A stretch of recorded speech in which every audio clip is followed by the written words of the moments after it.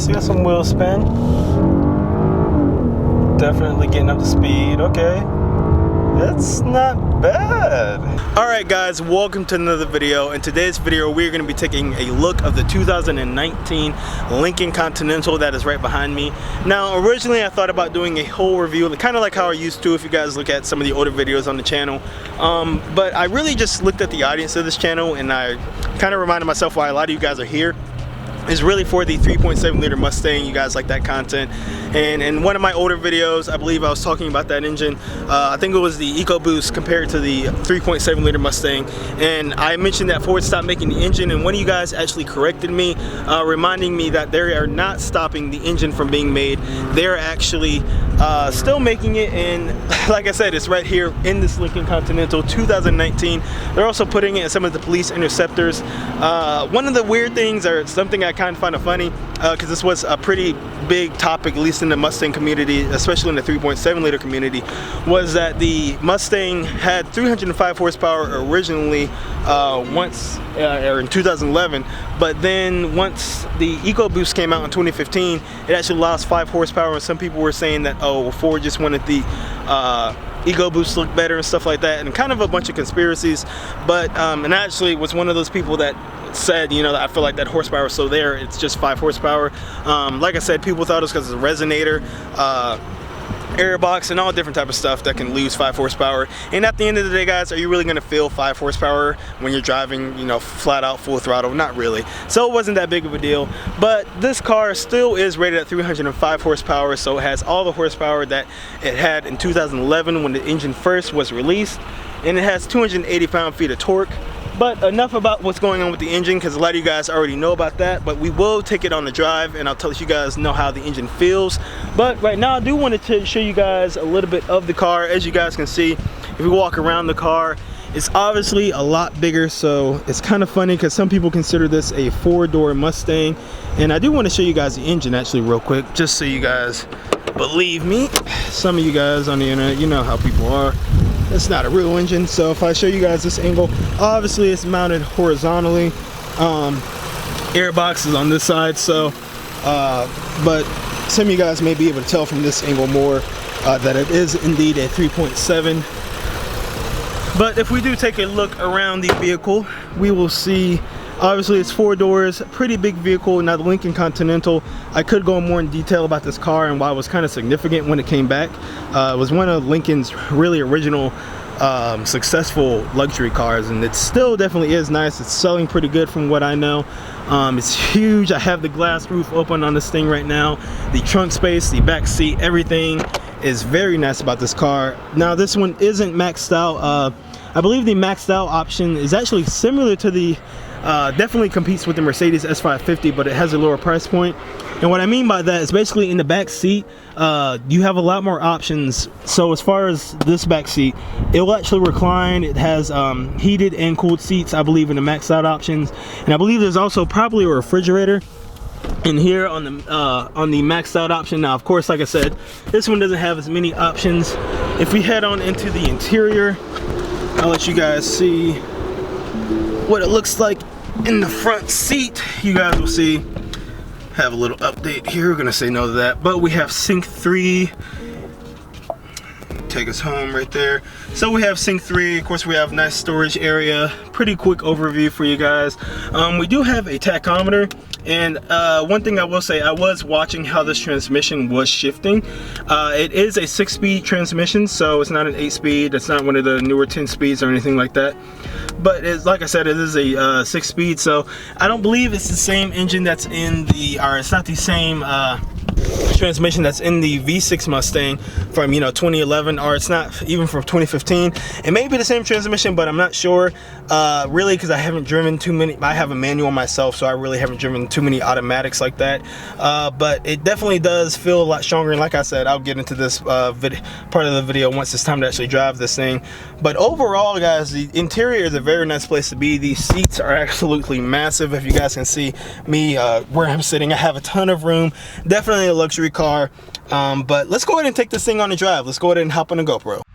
Alright Alright guys, so we are now ready to set off, and I figure what better way to start this little drive off than a nice hard acceleration from a stop. So I have the car set in the sport mode and we have the paddle shifters ready, but I think I want to make it shift automatically for me, so I won't be doing that. So let's go ahead and give it a nice little acceleration here. Okay, some wheel spin. First gear pulls hard. Okay, that's pretty decent. And that's 60 right there. So definitely similar to the V6 Mustang that I have, and I'm sure whatever you guys, if you have any type of V6 Mustang or if you've ridden and run, definitely similar, has a similar engine note. I'm playing with the paddle shifters here. It's not going to let me go in the third right now, I'm too high, but I'm looking at how it's holding the sport mode, and I'm about at 2,005, or it looks like 3,000 RPMs right now. So it's definitely holding the gear. I wish it would drop down to second right now, just because if I put my foot down right now, let's see, well, there's a car coming in front of me, of course, but if I did put my foot down right there, it wouldn't accelerate as hard. And just knowing how this engine really does pull, I believe that most of the torque is around 3,000. That's not bad, but you know, at 40 miles an hour, I think I'm really looking for it to feel the horsepower is what I'm trying to say. So like I said, I definitely know this engine. So now I'm in second gear, so under 40 miles an hour, let me drop. The RPMs aren't going high, so you know, I'm pretty sure they could retune that. Maybe it's different in the Mustang. Obviously guys, this isn't a Mustang, but I'm going to go ahead and put my foot down again.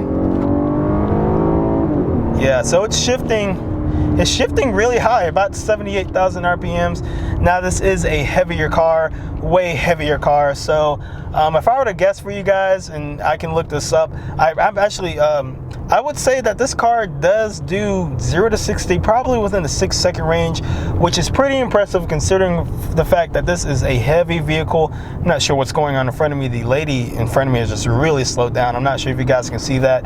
Hopefully you guys also like this angle. I decided to try something a little different, just than you guys looking at me, you know, kind of seeing me drive, what it's like for me driving the car and seeing everything around. But yeah, the car definitely is heavier. You do have the sound of the 3.7. I kind of mentioned that earlier. If you put an exhaust on this car, and I'll try and show you guys what the undercarriage of this car looks like. Obviously, with it being a 3.7, you can make just about the same exact sound that my car has if you throw a boiler on this, or even if you just straight piped it. This thing could sound pretty dang cool. So I think that's very, very, you know, it's just a thought. You know, if you're someone who wants to buy this car, speaking of buying this car, this is a $55,000 car, and I mentioned earlier this doesn't have all the options, so you can get a car with more options on it. But I'm gonna turn around in here because I don't want to be stuck around that car. But overall guys, this car definitely is similar to the 3.7. There's a lot of stuff that just screams Mustang to me, or just feels the same. Obviously it's a stock car, so there's a whole bunch of things. Like I said, you could tune, change this car maybe with tuning, and a lot of you guys probably gonna think I'm ridiculous because I'm talking about tuning a Lincoln Continental, but I'll definitely say that, you know, if someone did, there's definitely some potential to be had here. Will it be the fastest thing ever?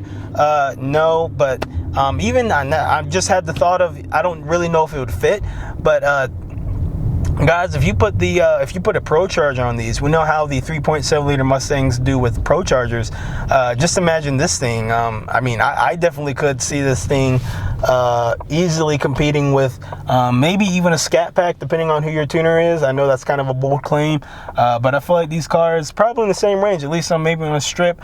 I believe that this is front wheel drive, however, so that could be a disadvantage because it does seem to spin a little bit like I did when I put my foot down over there. As you guys heard, it did spin. But as far as, you know, just could this thing turn into something, you know, it'd be a little wild. It's definitely a stretch. I don't really see anyone doing it, but if you did, I definitely think it's a possibility. So we're gonna go ahead and get out here. Yep, spinning a little bit again, put my foot down too hard, and see. And that's 60 right there. That's 60 again. So it's definitely not a slow car. Like I said, guys, I keep just wanting to iterating. I'm not gonna be too hard on this thing. I know it's not the fastest thing ever in the world, and then not expecting it to be. It's a freaking Lincoln Continental. If you guys have ridden in these things or just know about how Ford has really pushed Lincoln along, our Lincoln's just really moved up. They've definitely been focusing more on luxury. They're not performance at all. But the reason why I'm focusing on the performance is because this is the performance engine that we know from the Mustang. Yep, still pulling. Still pulling. That was a long pull right there, guys. So I'm also wondering about what the gearing is in this car, because I was in third gear all the way. Once I hit about 50, I just stayed in third gear, and I'm not gonna say how fast I got up to right there. But this car definitely has characteristics of the 3.7. Feels the same. Obviously, it's gonna feel different. Handling and all that is completely different. But just feeling the 3.7, or just knowing that it's still alive, I thought that was pretty cool. That's all I really have for today's video, guys. Let me know what you guys think of this. Is this something that you would buy? Probably not going to get it just for the engine. I believe you can also get the 3.5 liter EcoBoost engine in this. That's what you get with more options. So this isn't the only engine choice, but it's also funny. Like I said, I just think this is pretty interesting knowing that Ford's still making this engine. I thought it was pretty cool. Definitely like and subscribe, and let me know in the comments down below what you think of this car. Other than that, guys, I'll catch you guys in another video.